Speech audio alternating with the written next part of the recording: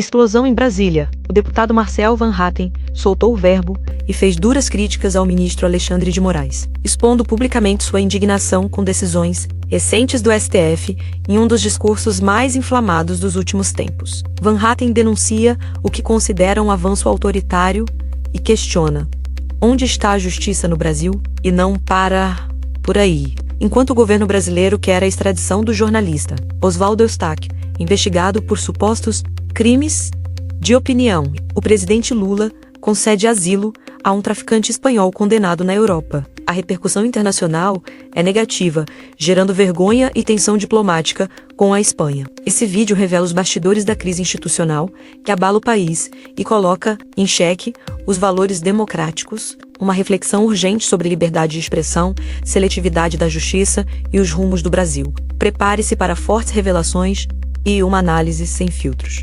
Inscreva-se no canal agora, ative o sino das notificações e acompanhe o que a grande mídia não mostra.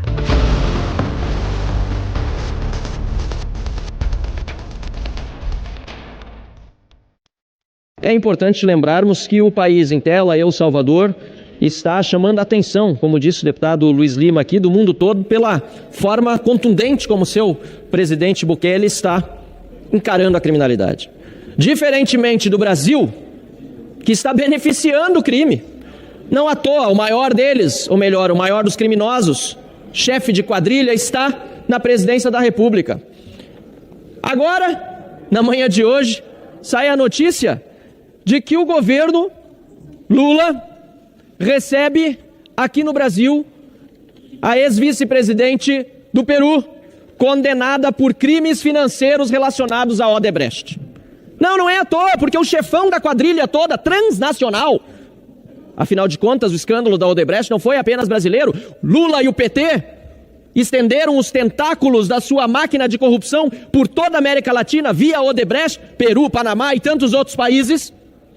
Não é à toa, portanto, que agora Lula recebe de volta os seus comparsas, os seus apadrinhados, os seus cúmplices, os seus capangas. Enquanto isso, a população sofre com a criminalidade na ponta. O mau exemplo que vem de cima está impregnado no tecido social de tal forma, senhor presidente, que o povo hoje tem medo de sair às ruas. Não bastasse isso, como na fala anterior mencionei, Alexandre de Moraes decide mandar para a prisão domiciliar um traficante internacional pilhado com 52 quilos de cocaína. Isso dá mais do que 2 malas cheias que se podem despachar de cocaína.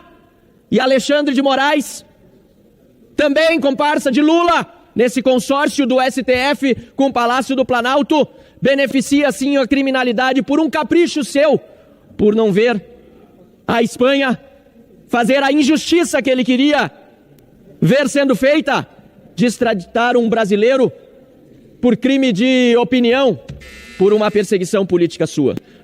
É inadmissível, senhor presidente, ainda mais em se tratando deste Congresso Nacional, aquele que de fato deve aprovar tratados internacionais, que nos calemos diante da arbitrariedade e ilegalidade de Alexandre de Moraes, que quer ser tudo. É suposta vítima, é julgador, é investigador, é jornalista, é diplomata. Agora, Sargento Fauro, o que ele realmente é agora, e que ele merece ser, é réu. Réu! Deveria ser lá no Senado, num processo de impeachment, mas por enquanto é nos Estados Unidos. E enquanto o Senado não fizer a sua parte, ou a Câmara instalar a CPI do abuso de autoridade, este Congresso é cúmplice, lamentavelmente, pela omissão dessas barbaridades. Senhor presidente, deputado Hildo Rocha, chega a ser risível, ridículo, um ministro do Supremo Tribunal Federal pedir explicações a uma embaixadora.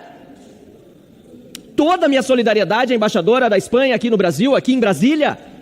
Isso é ridículo, isso é um nível de vexame internacional que deveria fazer esta casa não apenas ruborizar, porque é a reação natural, mas agir. Estamos o quê? Sedados? Sedados? Diante de tantos absurdos? um ministro do Supremo Tribunal Federal pedir explicações a uma embaixadora sobre um caso de extradição muito bem negado pela justiça espanhola? E além disso ainda mantendo no Brasil e enviando para prisão domiciliar um traficante pesado de drogas? Quem deve explicações é Alexandre de Moraes.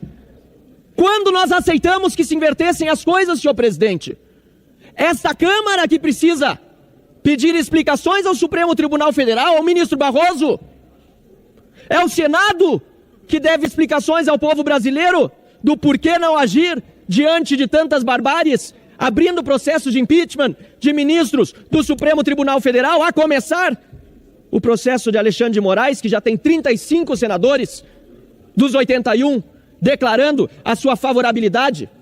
Senhor presidente, concluo aqui dizendo que é de indignar que este parlamento, enquanto debate sim temas importantes como esse tratado internacional que é de sua competência, é de indignar que a maior parte dos deputados não se manifesta enquanto a invasão de competências de ministros do Supremo Tribunal Federal, não apenas na nossa seara, mas inclusive do Poder Executivo. Relação internacional entre governos se faz entre poderes executivos. Alexandre de Moraes obviamente sabe disso, mas faz questão não apenas de passar uma vergonha internacional, como também de submeter a uma vergonha nacional o nosso Congresso de Representantes do Povo.